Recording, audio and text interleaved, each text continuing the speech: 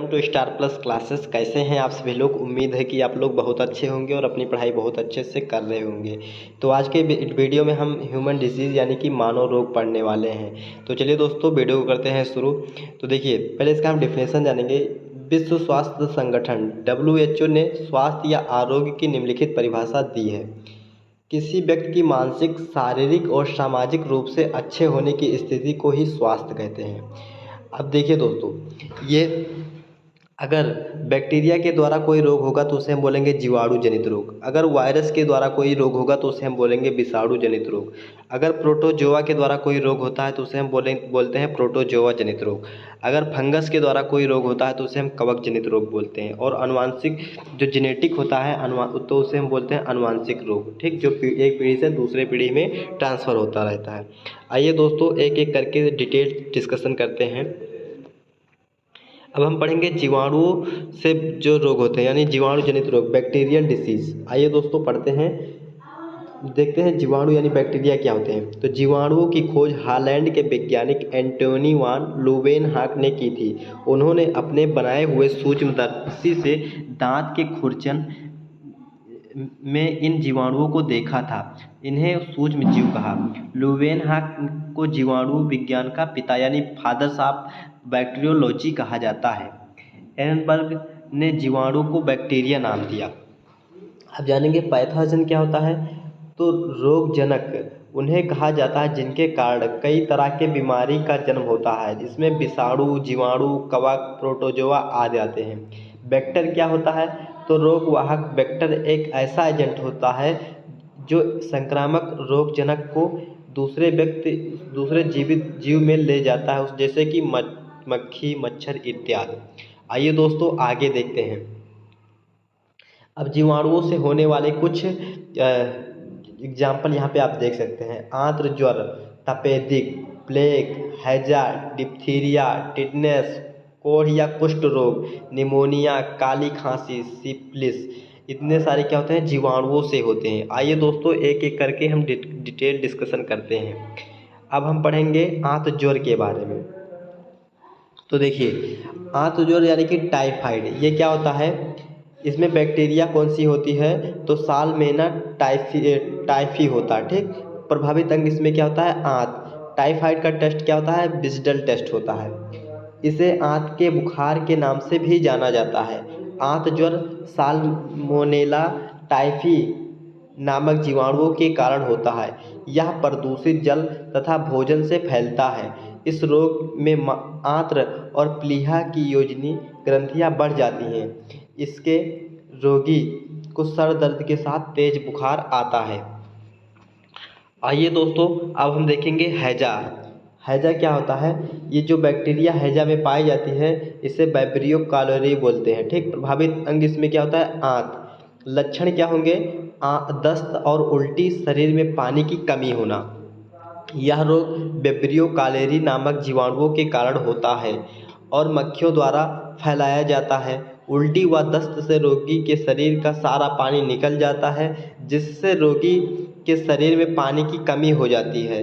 रोगी को पानी को उबालकर पीना चाहिए। आइए दोस्तों हम निमोनिया के बारे में पढ़ते हैं। निमोनिया, इसमें बैक्टीरिया जो होता है डिप्लोकोकस न्यूमोनी होता है। ठीक, इसमें प्रभावित अंग क्या होता है, फेफड़ा। लक्षण इसमें क्या होगा, ठंड लगना, तेज बुखार, श्वास लेने में तकलीफ। निमोनिया रोग डिप्लोकोकस न्यूमोनी नामक जीवाणुओं से होता है। इसमें फेफड़ों में सूजन आ जाती है और रोगी को सांस लेने में तकलीफ होती है। रोगी को तेज बुखार आता है और उसे ठंडा से बचा के रखना पड़ता है। आइए दोस्तों आगे देखते हैं प्लेग। तो प्लेग क्या होगा, बैक्टीरिया इसमें क्या होगा, यर्सीनिया पेस्टिस होगा। प्रभावित अंग इसमें क्या होगी, तो फेफड़े और लिम्फ नोड्स। लक्षण क्या होगा इसमें, तो बुखार, सिर दर्द, कमजोरी और शरीर पर लाल काले धब्बे पड़ना। प्लेग खतरनाक, जानलेवा और संक्रामक रोग का एक वर्ग है जो यर्सीनिया पेस्टिस जीवाणु के कारण होता है। यह जीवाणु मुख्य रूप से चूहों में पाया जाता है। इन जानवरों का खून पीने वाले कीड़े जोनोप्सिला केओपिलिस नामक पिस्सू इस बीमारी को फैलाते हैं। इस रोग को ब्लैक प्लेग भी कहा जाता है क्योंकि काले चूहे रोगजनक के मुख्य वाहक होते हैं। या हवा सबके संपर्क में आने अन्य माध्यम में भी व्यक्ति से एक दूसरे में फैल जाता है। यह शरीर के लिम्स नोड्स में होने वाला संक्रमण है। लिम्स नोड्स सूज जाते हैं, उंगलियां नीली काली पड़ने लगती हैं और रोगी को बुखार, ठंड, कमजोरी, सिर दर्द के साथ गंभीर दर्द होने लगता है। आइए दोस्तों, अब हम देखेंगे डिप्थीरिया। तो दोस्तों, डिप्थीरिया में कौन से बैक्टीरिया पाए जाते हैं? तो कार्निबैक्टीरियम डिप्थीरी पाया जाता है। प्रभावित अंग क्या होता है? श्वास नली। वैक्सीन इसमें क्या लगाया जाता है? तो डीपीटी का टीका लगाया जाता है। लक्षण इसमें क्या होता है? सांस लेने में कठिनाई एवं दम में घुटना होता है। डी से डिप्थीरिया, डीपीटी का जो प्रभाव होगा, डी से डिप्थीरिया, पी से पर्टिसिस, टी से टिटनस।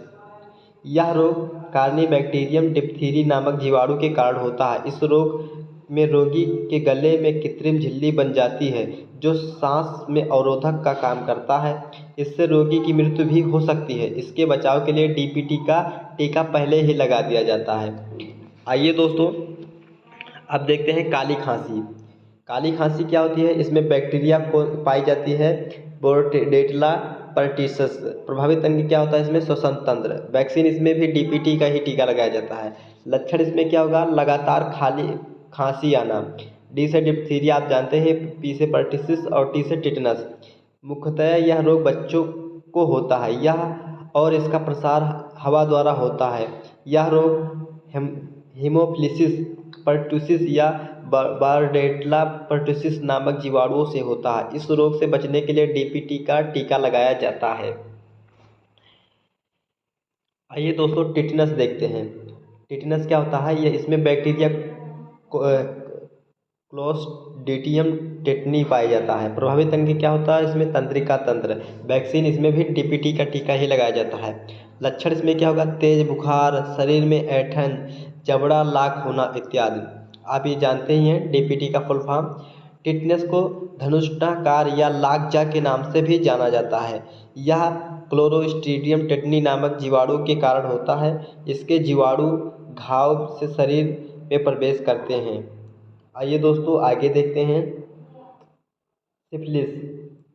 सिफिलिस क्या होता है? इसमें बैक्टीरिया पाया जाता है ट्रेपोनिमा पैलिडम। ठीक। प्रभावित अंग इसमें होगा जननांग। लक्षण क्या होगा? सिस या पेनिस योनि या वजाइना पर लाल रंग के दाने पड़ने लगते हैं। इस रोग का कारक ट्रेपोना पैलिडियम है। इस रोग का संक्रमण रोगी के साथ मैथुन या संभोग करने से सेक्सुअल ट्रांसमिटेड डिसीज होता है। इस रोग में सिस यानी पेनिस व योनि वजाइना पर लाल रंग के दाने बाद में शरीर पर चकत्ते तथा अंत में इस रोग में हृदय, यकृत व मस्तिष्क भी प्रभावित होता है। इस रोग में पेनिसिलिन द्वारा लाभ होता है। आइए दोस्तों, अब देखते हैं तपेदिक या क्षय रोग। इसमें बैक्टीरिया कौन सी पाई जाती है? तो माइकोबैक्टीरियम ट्यूबरक्यूलोसिस पाया जाता है। इसमें प्रभावित जो अंग होता है फेफड़ा होता है। लक्षण इसमें क्या होगा? बार बार खांसी के साथ बलगम या खून आना। वैक्सीन क्या होगा लगेगा इसमें? बीसीजी। यह एक संक्रामक रोग होता है। यह रोग माइकोबैक्टीरियम ट्यूबरक्यूलोसिस नामक जीवाणुओं से उत्पन्न होता है। इस रोग के लक्षण बुखार, रात में पसीना आना, भूख, वजन व शक्ति में कमी आना, पाचन तंत्रिका तंत्र में गड़बड़ी हो जाती है। आइए दोस्तों, अब कुष्ठ रोग देखते हैं। कुष्ठ रोग में बैक्टीरिया कौन सी पाई जाती है? तो माइक्रोबैक्टीरियम लेप्री पाई जाती है। प्रभावित अंग क्या होगा इसमें? तंत्रिका तंत्र और त्वचा। लक्षण क्या होगा? त्वचा पर चकत्ते पड़ना और तंत्रिकाएं प्रभावित होना। यह बीमारी माइकोबैक्टीरियम लेप्री नामक जीवाणु से होती है। इस रोग में ऊतकों का अपक्षय होने लगता है और शरीर पर चकत्ते पड़ने लगते हैं। इसके अतिरिक्त जोड़ों के आसपास के तंत्रिकाएं प्रभावित होने लगती हैं। इस रोग के रोकथाम के लिए एमडीटी दवाओं का प्रयोग किया जाता है। आइए दोस्तों, आगे देखते हैं विषाणु जनित रोग। अब विषाणुओं से होने वाले रोग को देखेंगे। तो विषाणु क्या होता है? इसमें हम 2-3 पॉइंट देखेंगे। तो विषाणु एक संक्रामक एजेंट है जो किसी जीव की जीवित कोशिकाओं के अंदर प्राकृति बनाता है। इस विषाणु की खोज रूसी वैज्ञानिक दिमित्री इनवोस्की ने की थी। तंबाकू मोजेक विषाणु सबसे पहले खोजा गया विषाणु है। विषाणुओं के अध्ययन को विषाणु विज्ञान यानी वायरोलॉजी कहा जाता है। आइए दोस्तों, अब इसके हम कुछ इम्पोर्टेंट एग्जाम्पल देख लेते हैं। जैसे इसमें जुकाम आना, पोलियो, एड्स, डेंगू ज्वर, ड्रोकोमा और रेबीज, मेनिंजाइटिस, गलसुआ, चेचक, छोटी माता, खसरा, पीलिया, हेपेटाइटिस, इबोला, इन्फ्लुएंजा इत्यादि इसके विषाणु जनित रोग के एग्जाम्पल्स हैं। आइए दोस्तों, एक एक करके डिटेल डिस्कशन कर लेते हैं। अब हम पढ़ेंगे जुकाम के बारे में, जो कि विषाणुओं से फैलते हैं। वायरस इसमें राइनो वायरस होता है। इसमें प्रभावित अंग श्वसन तंत्र होगा। लक्षण क्या होगा? बुखार, थकान, गले की खराश, सूखी खांसी, सांस लेने में कठिनाई, बहती नाक आदि। यह रोग सामान्यतः मौसम बदलते समय तथा सर्दियों में होता है। इस रोग के प्रमुख लक्षण श्वसन मार्ग की म्यूकस झिल्ली में सूजन, गले में खराश, छींकना, नाक बहना आदि, जो लगभग एक सप्ताह तक रहते हैं। इस रोग का संक्रमण छींकने से वायु में मुक्त बिंदु कणों द्वारा होता है। इसके अलावा संक्रमित व्यक्ति द्वारा किसी वस्तु को छूने से वहां वायरस कण लग जाते हैं और वहां स्वस्थ व्यक्ति भी संक्रमण हो जाता है। आइए दोस्तों, अब हम देखेंगे डेंगू के बारे में। तो दोस्तों, इसमें वायरस कौन सा पाया जाता है? तो अरबो वायरस। रोग वाहक इसमें एड्स एगिप्टी होता है। प्रभावित अंग इसमें क्या होगा? संपूर्ण शरीर। लक्षण क्या होंगे इसके? बुखार आना, जोड़ों में दर्द होना, प्लेटलेट्स में कमी होना। यह रोग अरबो वायरस के कारण होता है, जो कि एडीज एजिप्टी मच्छर द्वारा संचारित किया जाता है। इस रोग में बहुत तेज बुखार आता है और सर, आंख में पेशी व जोड़ों में भयंकर पीड़ा होती है, इसलिए इसे हड्डी तोड़ बुखार भी कहा जाता है। आइए दोस्तों, अब हम पढ़ेंगे चेचक यानी स्मॉल पॉक्स के बारे में। वायरस में क्या पाया जाएगा? तो वेरियोला वायरस पाया जाता है। प्रभावित अंग इसमें क्या होगा? संपूर्ण शरीर। इसके लक्षण क्या होंगे? तेज बुखार, शरीर पर लाल दाने। यह एक बेहद संक्रामक रोग है जिसका रोगजनक वेरियोला नामक वायरस है। इसके रोगी को सर, पीठ, कमर और उसके बाद पूरे शरीर में भयंकर दर्द होता है। इसके बाद शरीर पर लाल दाने पड़ जाते हैं। इसके रोगी को सभी से अलग रखना चाहिए। आइए दोस्तों, अब हम देखेंगे छोटी माता, जिसे हम चिकन पॉक्स बोलते हैं। वायरस क्या है इसमें पाया जाता है? बेबेरिसेला वायरस पाया जाता है। प्रभावित अंग इसमें क्या होगा? संपूर्ण शरीर। लक्षण हल्का बुखार, शरीर पर लाल दाने। यह रोग भी चेचक की भांति ही अत्यधिक संक्रामक होता है। इसमें हल्के बुखार के साथ शरीर पर पित्तिकाएँ निकल आती हैं। इसके उपचार के लिए चेचक के टीके लगवाने चाहिए। आइए दोस्तों, आगे देखते हैं पोलियो। पोलियो इसमें कौन सा वायरस पाया जाता है? तो पोलियो वायरस। प्रभावित अंग इसमें तंत्रिका तंत्र होता है। लक्षण इसमें क्या पाया जाता है? मांसपेशियों में कोमलता या कमजोरी, हड्डियों में झुकाव। इसका प्रभाव क्या होगा? सेंट्रल नर्वस सिस्टम पर होता है। इससे रीढ़ की हड्डी और आंत के कोशिकाएं नष्ट हो जाती हैं। इसके उपचार के लिए बच्चों को पोलियो रोधी दवा दी जाती है। पोलियो के टीके की खोज जोनस साल्क ने की थी, परंतु वह इंजेक्शन द्वारा की जाने वाली वैक्सीन थी। आइए दोस्तों, आगे देखते हैं एड्स। एड्स क्या होता है? ये वायरस में ह्यूमन इम्यूनो डिफिशियंसी वायरस यानी HIV पाया जाता है। प्रभावित अंग इसमें क्या होगा? प्रतिरक्षा प्रणाली यानी WBC नष्ट हो जाती है। लक्षण क्या होगा? इसमें भूख ना लगना, शरीर में ऊर्जा की कमी, रोग प्रतिरोधक क्षमता का नष्ट होना। टेस्ट इसमें कौन सा कराया जाता है? तो इल्सा टेस्ट कराया जाता है। देखिए, एक्वायर्स इम्यूनो डिफिशियंसी सिंड्रोम को ही संक्षिप्त रूप में एड्स कहा जाता है। यह रोग ह्यूमन इम्यूनो डिफिशियंसी वायरस अर्थात HIV के वजह से होता है। यह रोग असुरक्षित संभोग, इन्फेक्टेड रक्ताधान और इन्फेक्टेड इंजेक्शन की सुई के इस्तेमाल से फैलता है। इससे इसके रोगी की रोग प्रतिरोधक क्षमता बहुत घट जाती है, अंततः रोगी की मृत्यु हो जाती है। आइए दोस्तों, अब हम पढ़ेंगे रेबीज के बारे में। तो रेबीज क्या होता है? इसमें वायरस पाया जाता है रेबडो वायरस और लेग्जी वायरस। इसमें प्रभावित अंग क्या होगा? तंत्रिका तंत्र। लक्षण इसमें क्या होगा? पानी से डर लगना, पागलपन जैसी हरकतें करना, जीभ बाहर निकालना आदि। यह रोग कुत्ते, बिल्ली, बंदर आदि के काटने से या जख्म को चाटने से होता है। इस रोग का संक्रमण केंद्रीय तंत्रिका तंत्र में होता है। इस रोग के लक्षण दो रूपों में देखने को मिलते हैं। पहले रोगी को पानी से डर लगता है, दूसरे में रोगी को पक्षाघात यानी पैरालिसिस, तेज बुखार, उल्टी आना और भयंकर सर दर्द होता है। रेबीज के रोकथाम के लिए टीके की खोज लुई पास्चर ने की थी। आइए दोस्तों देखते हैं गलसुआ।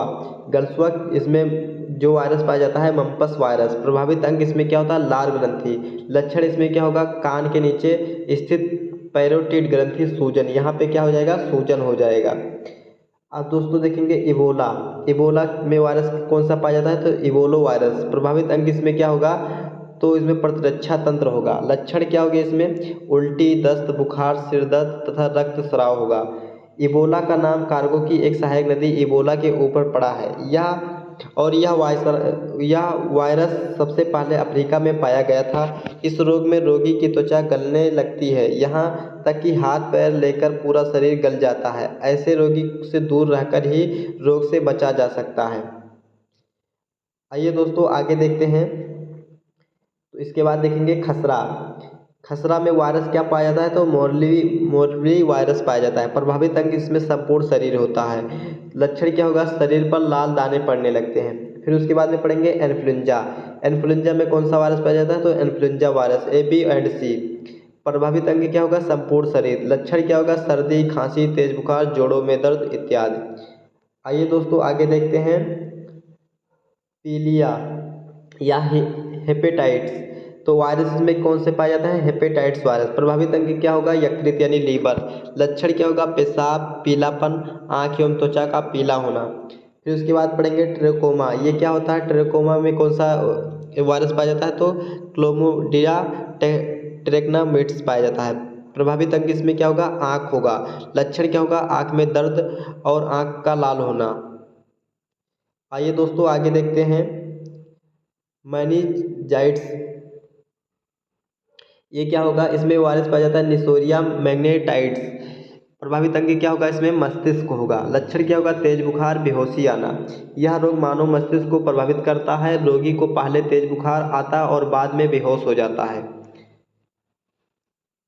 आइए दोस्तों अब देखते हैं प्रोटोजोआ जनित रोग। प्रोटोजोआ जनित रोग इसमें क्या होगा? यहाँ पे आप देखते हैं रोग लिखा हुआ है। रोग के बारे में पढ़ेंगे, फिर उसके बाद में प्रभावित अंग पढ़ेंगे, फिर प्रोटोजोआ कौन से पाए जाते हैं और फिर उसके बाद में कौन से लक्षण होंगे। तो आइए दोस्तों देखते हैं। सबसे पहले मलेरिया। मलेरिया में क्या होगा? प्लीहा एवं आरबीसी प्रभावित अंग हो गए। प्रोटोजोआ इसमें प्लाज्मोडियम पाया जाता है। लक्षण क्या होगा? ठंड के साथ बुखार आना। दूसरा है पायरिया रोग। ये मसूड़ों में प्रभावित होता है। इसमें जो प्रोटोजोआ पाया जाता है एंटीमीबा जिंजीबेलिस। इसमें लक्षण क्या होगा? मसूड़ों में रक्त आना, रक्त का निकलना। सोने की बीमारी ये किस में पाया जाएगा? मस्तिष्क में इसमें प्रभावित होगा। इसमें क्या होता है? डिप्रोनोसोमा प्रोटोजोआ पाया जाता है। इससे क्या होगा? बहुत नींद के साथ बुखार आता है। फिर उसके बाद में पेचिस। पेचिस में प्रभावित अंग आंत। इसमें प्रोटोजोआ कौन सा पाया जाता है? तो एंटीमीबा हेडकोलिस्टिका पाया जाता है। लक्षण क्या होगा? श्लेष्मा एवं खून के साथ दस्त। फिर उसके बाद में काला जार। ये कौन सा अंग प्रभावित होगा? तो अस्थिमज्जा। प्रोटोजोआ इसमें लिस्मोनिया डोनावानी। और लक्षण क्या होगा? तेज बुखार। आइए दोस्तों आगे देखते हैं। तो देखिए मलेरिया के परजीवी का वाहक मादा एनफ्लूएंजा मच्छर है। सीसी मक्खी के कारण निद्रा रोग यानी स्लीपिंग स्किन्स होता है। आइए दोस्तों कवक जनित रोग पढ़ते हैं अब। इसमें क्या होगा? दमा, अस्थमा। ये क्या होता है? यह एक संक्रामक रोग है। मनुष्य के फेफड़ों में एस्परजिलस फ्लूगेटस नामक कवक के बीजाणु पहुंचकर वहां जाल बनाकर फेफड़े के सूजन नलियों में सिकुड़न ला देते हैं। फिर उसके बाद पढ़ेंगे गंजापन या टिटनिया कैपिटिस नामक कवक से होता है। यह रोग में सिर के बालों की ग्रंथियां कवकों द्वारा नष्ट कर दी जाती है, जिससे कि सर के बाल टूटने लगते हैं। आइए दोस्तों आगे देखते हैं। दाद। दाद क्या होता है? यह रोग ट्राइकोफाइटान नामक कवक से फैलता है। कवक त्वचा के अंदर अपना जाल बना लेते हैं जिससे त्वचा पर लाल रंग के गोले पड़ जाते हैं। यह एक संक्रामक रोग है। फिर उसके बाद में एथलीट फुट, यह क्या होता है? यह रोग का कारक टीनिया पेडिस नामक कवक है। यह त्वचा का संक्रामक रोग है जो पैरों की त्वचा के काटने, फटने और मोटे होने से होता है। इस रोग का रोगाणु त्वचा के मुलायम हिस्से से प्रभावित करता है। आइए दोस्तों आगे देखते हैं। फिर देखेंगे खाज। खाज क्या होता है? इस रोग का कारक एक्रस स्केबीज है। इस रोग में त्वचा में खुजली होती है तथा सफ़ेद दाग पड़ जाते हैं। आइए दोस्तों आगे देखते हैं। अब आनुवांशिक रोग। आनुवांशिक रोग कौन कौन से होते हैं? जेनेटिक रोग। तो इसमें वर्णांधता होता है। ये क्या होता है? इसमें रोगी को लाल एवं हरा रंग पहचानने की क्षमता नहीं होती है। इसमें लाल रंग हरा दिखाई पड़ता है। इस रोग से मुख्य रूप से पुरुष प्रभावित होते हैं। अब पढ़ेंगे टर्नर सिंड्रोम। ये क्या होता है? यह रोग स्त्रियों में होता है। इस रोग में ग्रसित स्त्रियों में गुणसूत्रों की संख्या 45 होती है। इसमें शरीर में अल्प विकसित कर छोटा वक्ष एवं ब्रेस्ट चपटा होता है। जननांग प्रायः अविकसित होता है जिससे बाँझ होती है। आइए दोस्तों आगे देखते हैं। फिर हीमोफीलिया। ये क्या होता है? इस रोग में व्यक्ति के चोट लगने पर अंधा और आधा घंटों से 24 घंटे समान अंतराल में औसतन 205 मिनट तक रक्त का थक्का नहीं बन पाता। ब्रिटेन की महारानी विक्टोरिया हीमोफीलिया से ग्रसित थी। इस बीमारी के बारे में तब तक पता नहीं चला जब तक धीरे धीरे करके एक के बाद एक सदस्य इस बीमारी की चपेट में आने लगे थे। हीमोफीलिया शाही परिवार के कई सदस्य ग्रसित हो गए, इसलिए इसे शाही बीमारी भी कहा जाता है। आइए दोस्तों आप पढ़ेंगे क्लीनेफेल्टर सिंड्रोम। ये क्या होता है? यह रोग पुरुषों में होता है। यह रोग ग्रसित पुरुषों में गुणसूत्रों की संख्या 47 हो जाती है। इसमें पुरुषों का वृषण अल्प विकसित एवं स्तन स्त्रियों के समान विकसित हो जाता है। इस रोग में ग्रसित पुरुष नपुंसक हो जाता है। आइए दोस्तों डाउन सिंड्रोम पढ़ते हैं। ये क्या होता है? इस रोग में ग्रसित रोग मंदबुद्धि, आंखें टेढ़ी, जीभ मोटी तथा अनियमित शारीरिक ढांचा हो जाता है। इससे मंगोलिज्म भी कहा जाता है। अब पढ़ेंगे पटाऊ सिंड्रोम। ये क्या होता है? इसमें रोगी का ऊपर का होंठ बीच से कट जाता है, तालू में दरार पड़ जाती है। इस रोग में रोगी को मंदबुद्धि, नेत्र रोग आदि से प्रभावित हो सकता है। तो चलिए दोस्तों अब कुछ प्रीवियस ईयर क्वेश्चन सॉल्व करते हैं। तो सबसे पहला क्वेश्चन है BCG का टीका किस रोग में दिया जाता है? तो इसका राइट आंसर है क्षय रोग में। आइए दोस्तों दूसरा क्वेश्चन देखते हैं। निद्रा रोग है तो ये MPPCS 2020 में पूछा गया था। तो इसका राइट आंसर हो जाएगा प्रोटोजोआ जनित रोग। तीसरा देखते हैं मलेरिया रोग में रोगजनक प्रोटोजोआ है। ये SSC HCS 2022 में पूछा गया था। तो इसका राइट आंसर हो जाएगा डी, प्लाज्मोडियम। आइए दोस्तों आगे देखते हैं। चौथा क्वेश्चन काला जार रोग किसको प्रभावित करता है? तो इसका राइट आंसर हो जाएगा अस्थिमज्जा को। आइए दोस्तों आगे देखते हैं मलेरिया रोग किस प्रकार का रोग है? ये UPPCL 2022 में पूछा गया था। तो इसका राइट आंसर हो जाएगा प्रोटोजोआ जनित रोग। आइए दोस्तों अगला क्वेश्चन देखते हैं। वर्धानता रोग किसकी पहचान नहीं कर पाते हैं? तो इसका राइट आंसर हो जाएगा लाल व हरे रंग दोनों की। आइए दोस्तों आगे देखते हैं। लाकजा किस रोग का अन्य नाम है? तो इसका राइट आंसर हो जाएगा टिटनेस का।